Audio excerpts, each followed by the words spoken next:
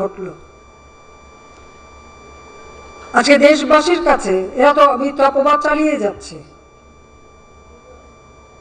আমি ক্ষমতায় থেকে মানুষের জীবন নেব, সেটা তো কখনো হতে পারে না, কারণ আমি তো সবকিছু হারিয়েছি, আর আমার নিজের জীবনটাও তো আমি জানি। এরাই তো বারবার আমাকে হত্যার চেষ্টা করেছে, বারবার হত্যার চেষ্টা করেছে। এখন রাখে আল্লাহ, মারে কে? আল্লাহ বারবার আমাকে বাঁচিয়েছে। আমি সবসময় বলছি যে নিশ্চয়ই আল্লাহ কোনো কাজ আমাকে দিয়েছে, সেই কাজটুকু সম্পন্ন না হলে আল্লাহই আমাকে রক্ষা করবে। আবার সেই সাহস নিয়ে তো আমি কাজ করে গেছি। ওইরকম গ্রেনেড হামলা বা ওইরকম বিশাল বোমা, সরাসরি গুলি, এটা দেখার পরে কতজন নামতে পারে? আমি তো কখনো ভয়ও পাইনি, পরোয়া করিনি যে আমাকে এই দেশের মানুষের জন্য